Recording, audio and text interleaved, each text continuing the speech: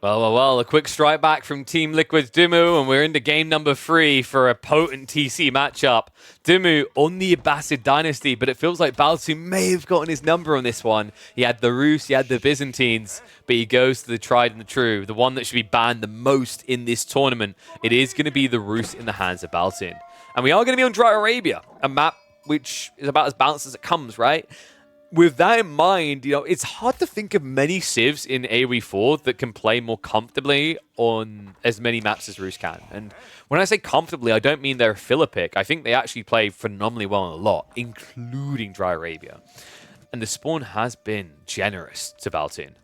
This is kind of wild, but Dimmu might have the perfect read here, guys. He went double scout, he's denying his own deer, and by God, he's going to find the enemy deer as well. This is vile. What? Baltin sends the second scout on the west as well. No way. The way they've scouted is brutal here. Baltin never saw the scout go across the map. What a great read by Ben. I wonder if this is something he's kind of noticed with Rus players, or maybe Baltin in particular. It kind of makes sense, right? When you play Rus, you want to go on the flanks on both directions and come around towards your opponent's food. Kind of basically keep the attention in their area of the map to gather bounty. But this read by Ben has got so much value. I think it's more than a free deer denial. Did Baltin get one on the front, maybe? He hasn't got much, right? He's got 44 gold. Remember, that hunting cabin has generated, like, what? Probably, I think it's generated all of it. Oh my God. There's no possible way this ends up being a zero bounty. Okay, he's found some wolves. But this might actually be a 75 Bunty game. Baltin arrives just before the last of the deer go down. Dimmu is going to counter him out, though. Gets one. Congrats. It is an 85 Bunty game. Oh, no. Oh, this is so brutal. No wheelbarrow. Baltin, wait, was he clubbing a sheep here? Maybe. He's now got idle villagers out in the hunting cabin. Yeah, he was. So, guys, recently players started doing this thing where you drop one sheep off at the hunting cabin and beat it and eat it. And the logic is by the time you're done with that, you might have wheelbarrow already researched, then they walk back more efficiently. Unfortunately, Baltin doesn't only not have wheelbarrow, he doesn't have an efficient tech timing. This is catastrophic. Look at the food balance here. This is the worst nightmare of any Rus player. He's waiting for that final tick, and it is delaying his optimal timing here. I can't believe this. And if that wasn't enough rubbed in the wound, look at the sheep count. Only 9 for Baltin, right? 14 for Dimmu. Now, Dimmu has been eating the berries first, but the fact that he's still got that many sheep in a 2 versus 3 scout scenario is disgusting. And not just that. Look at what else is happening. Vile things, actually. Culture wing play. I think Ben is trying to rush castle. So what's the thought process of this over military wing, right? I guess it's because the Kremlin, you won't be able to dive the Kremlin, right? And you're not going to be able to ram to try and kill the Kremlin. It feels like it would have been worth it to stop a second TC potentially, but it might be that Ben is just generally trying to keep the door open towards castle. Which is intriguing because you'd think maybe like a longer feudal in a 2TC on 2TC would be good, right? Because you mass archers and eventually upgrade them, but maybe he's worried about the knights. No, he is going for the TC. Okay, so Culture Wing 2TC. The second TC placement will tell a lot. If it's on the gold, then he's going fast castle. If it's on the forward deer or berries on the side, it's going to be a longer feudal. I think you play long feudal here, though. It is looking like Baltin's going for an all-in. Notice the fact that he has not gone to stone at all. He's dropped the Kremlin on the east side to secure the deer and all the gold. So it's either fast castle or all-in 1 TC. I think Baltin, if he plays all-in 1 TC from this position, it could ruin Dimmu. The timings are really good, right? Like, Fresh Foodstuffs makes the return point on the second TC quicker for the Abbasids, but not that quick.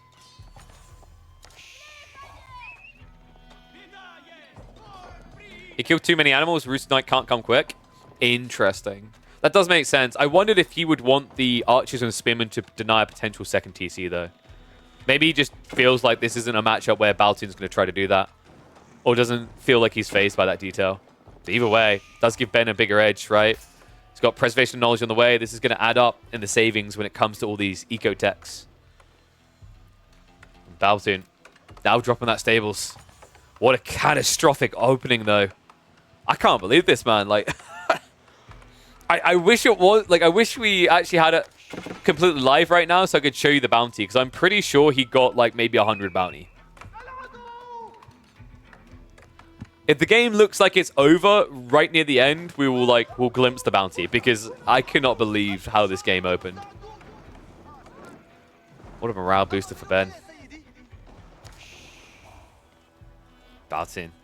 How do you dig your way out of this hole? He has already got the stables going.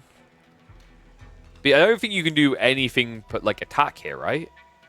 Maybe fast castle, you do get it quickly.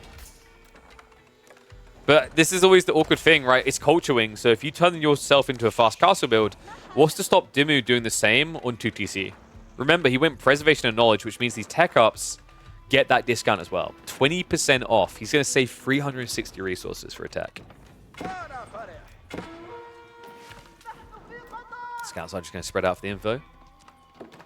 And good info gained by Dimmu. He sees the knight. Wow, he dove in pretty hard, actually. The thing about that is, although he didn't scout the stone, I don't think you need to as Ben. Scouting this area tells you everything you need to know. Your opponent hasn't dropped a TC here. So he's not dropping a TC.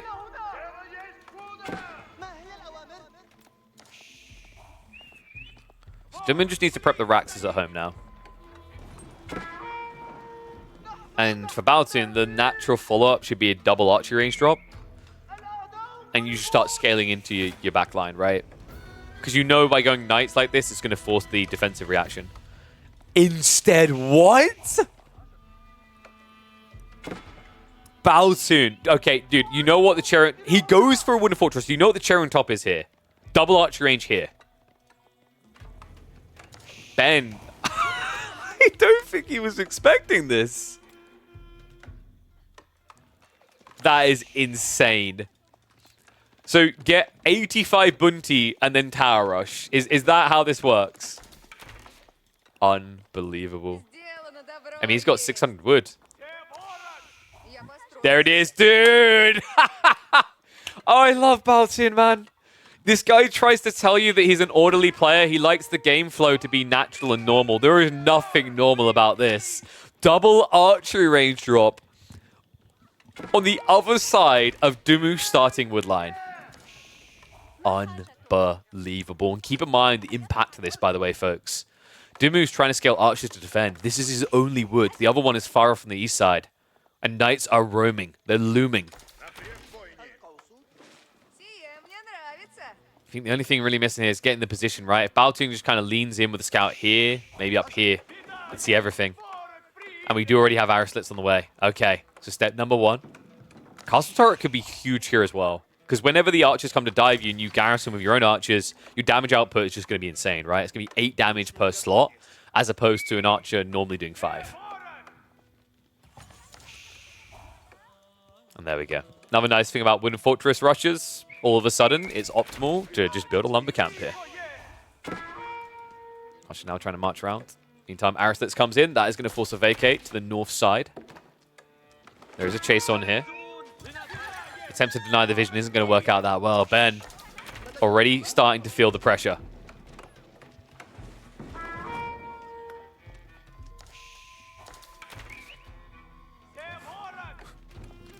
And a ram is coming from Ben.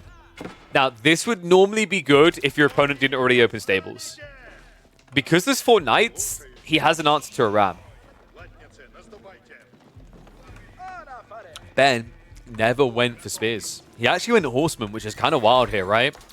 You'd think probably archer spears would be better because it contests the Rus comp completely, and it's more cost efficient. I think Dimmu wasn't anticipating this. A bit of poke damage here.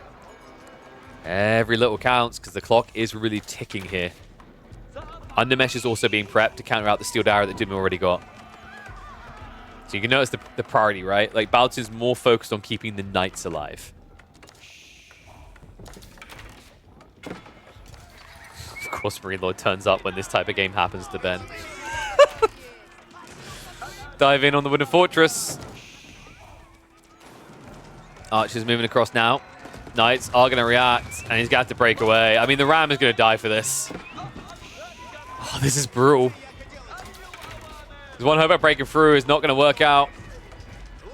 I think we haven't got castle turrets still, which is kind of surprising. Like, Baltoon could be doing so much damage right now while defending. Ben has to back away. That tree line is getting uncomfortable as well.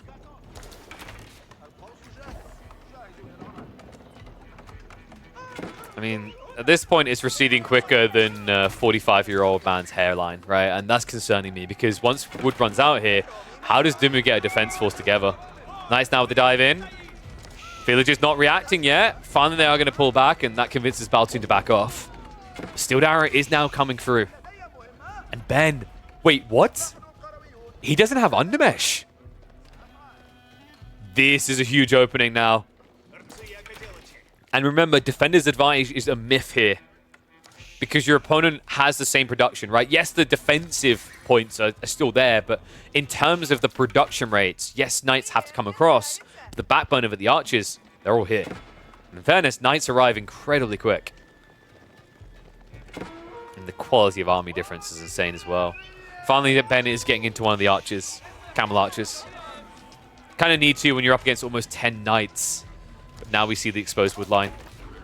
Baltoon. Wait, did he see the move? I think he did. He caught the villagers walking across. And the ram... Wait, what? The scouting ram here.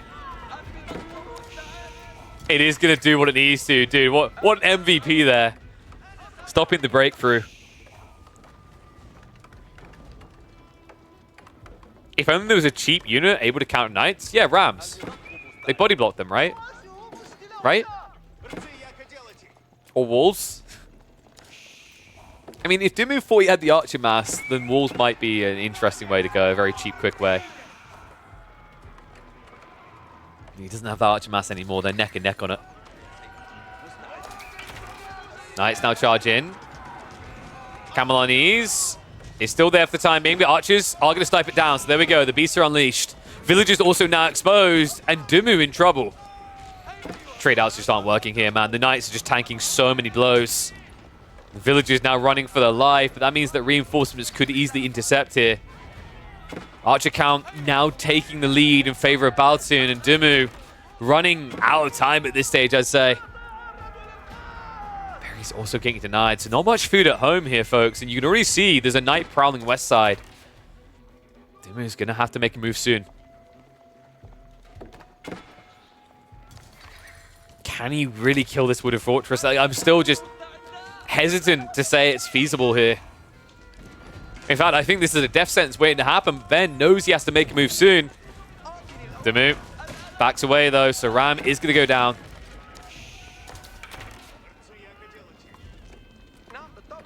Baltoon, still so much food behind this, right? He's on the deer, the second pack. He's still got the berries to work with. Hell, at this rate, just come over and take your opponent's deer. Another archery range. That's now 5 archery ranges compared to what, 3? Yeah. Dumu's getting outscaled. Now with the exposed economy, he has to stand his ground here or he's going to be in trouble. Baltoon moves in, starts to go for the trade. Knight circling around the side. And dive begins. I mean, even if he doesn't get the worker kills, the idle time alone right now is what is killing Ben. There's just nothing. I actually don't know how Ben is meant to get out of this anymore. Like, Spearman, you'd think, but at this stage, it's too late, right? There's too many archers, and you don't have enough food to allow for it. You're kind of stuck with only archers now. I mean, even horsemen feel too expensive. Thank God he has fresh food stuffs, or there'd be no food to go around. People will be on the dust diet at that point.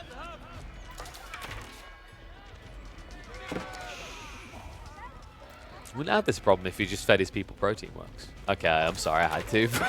Just now getting too close to the front line again. I think this is over. Dumu, he's going to have to get the shivs out. He has at least got textiles. Maybe that's something that could save him here. But it's coming at the cost of your entire eco lead. He sends them back to work on the west side of the tree line? Oh, no. What a series this has ended up being. I can't believe this did not get cast. I mean, there was so many potential good ones to go around, but this one, what a treat. Balsin, king of the team games. They're going to become king of 1v1s here. Nice, still just absorbing so many blows. Villagers once again just having to run away. Archer count is neck and neck here, but it's the knights that will make the difference. They take a long time to arrive, but once they are here, you have to feel it's all but over. Villagers pulled for the second time, and Balsin the perfect reaction. What does he do? Walks away, because these villagers are now just idled up. The wall now going up. Will come just in time. Now, I think maybe if there's one thing I'd go back and change about Balsin's build, potentially, it might have been the second stables being dropped on the forward. I wonder if he thinks back to that and wonders if that was possible instead, because I think that's the only step wrong he's really made here. Even the dives, I don't think he'd done them too early. I think the other thing I mentioned is maybe the castle turrets detail. Like, castle turrets on a wooden fortress just breaks this wide open.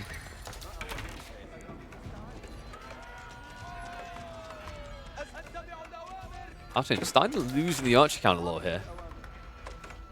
The knights are circling right. It kind of feels like you have to choose. You're going to lose your arm or your leg here, right? You can't keep every body part of your Ben. Once again, into the breach. Dimu. Once again, being pressured. Remember, every time he gets idled up on this wood line, that's less potential archers. More villagers being clubbed down. 3 more going down on the berries. Make it more than that still. That's 30 worker kills in this game so far.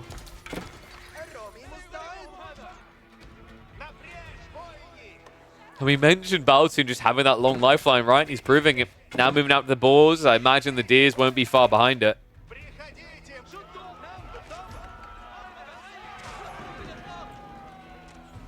Man. Archer's just trying to defend this, but villagers are once again going to have to pull out the knives. This works once, it maybe works twice, but then it's just unsustainable. Like, he's behind on economy now, so every time he does this, it's a complete loss.